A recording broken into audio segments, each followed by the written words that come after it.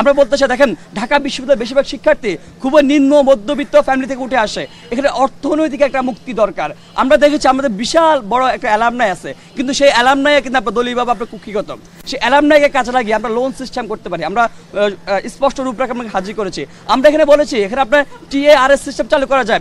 ঢাকা বিশ্ববিদ্যালয়ের সাথে আওতাভুক্ত অনেকগুলো প্রতিষ্ঠান আছে, সেই প্রতিষ্ঠানে কিন্তু ইন্টার্নশিপ করানো যায়, সেই প্রতিষ্ঠানের সাথে একটা কমিটমেন্ট চুক্তিতে এসে শিক্ষার্থীদেরকে একটা জবের ব্যবস্থা করা যায়। আমরা বলেছি অন ক্যাম্পাস জবের কথা বলা যায়, যদি শিক্ষকদের সদিচ্ছা যেটা নিশ্চিত করা যায়। সর্বশেষ একটা কথা বলতে চাই, এই যে ডাকসুর প্রধান কাজ হচ্ছে শিক্ষার্থীদের সাথে শিক্ষকদের অর্থাৎ প্রশাসনের সাথে একটা মেলবন্ধন তৈরি করা।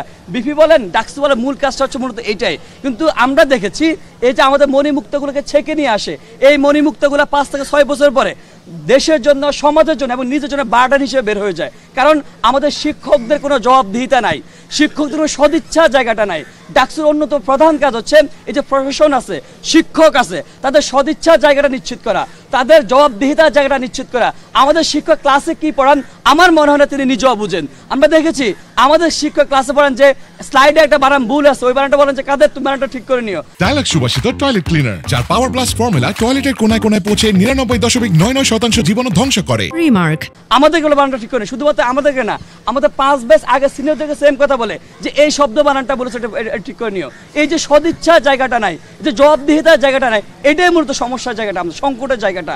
আমরা বলতে চাই আমরা যদি নির্বাচিত হই শিক্ষকদের মূল্যায়নের যে বিষয় সেটা অবশ্যই নিশ্চিত করবে। কিন্তু আপনি জানেন ছাত্ররা কখনোই শিক্ষকদের মূল্যায়ন করতে পারে না। আমরা বলেছি, আমরা বিস্তারিত বলেছি যে শিক্ষক ক্লাস নেবেন তিনি তার কারিকুলাম অ্যাক্টিভিটিস কি কি আছে, কতটুকু ক্লাস নেবেন, কি কি ক্লাস নেবেন, সকল কিছু হচ্ছে আমাদের ওয়েবসাইটে সীমাবদ্ধ থাকবে, লিপিবদ্ধ থাকবেন।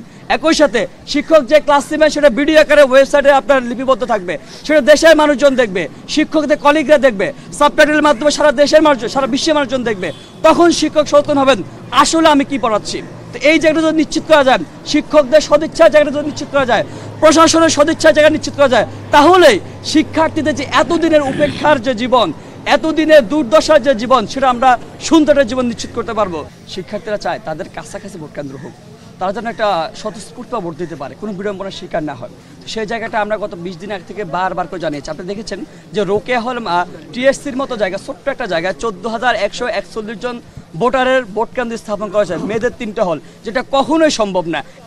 যেখানে একটা ভোট দিতে 8 থেকে 9 মিনিট সময় লাগবে, তো সেই জায়গায় একজন ভোটার 14,000 কীভাবে হচ্ছে কি 7 ঘন্টা এত ভোট দিবে।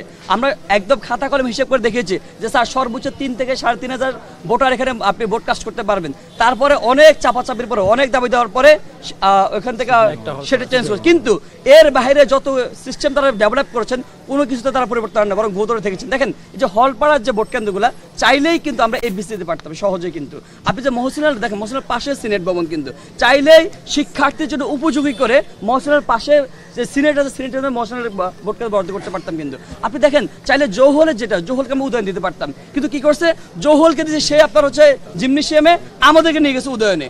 এই যে সিস্টেমেটিক ভাবে ইঞ্জিনিয়ারিং করা, আমি স্পষ্টত বলবো এটা খুবই ইঞ্জিনিয়ারিং করা হচ্ছে ভোট কেন্দ্রের মধ্যে। কারণ শিক্ষার্থীদেরকে কিভাবে ভোট বিমুখ করা যায় সেটা আমার মনে হয় বিশ্ববিদ্যালয় প্রশাসন একটা পায়ে তারা চালিয়ে যাচ্ছে। আমাদের মনে হয় বিশ্ববিদ্যালয় প্রশাসন বুঝে হোক না বুঝে হোক কোনো একটা গোষ্ঠীর এজেন্ডা বাস্তবায়ন করতেছে।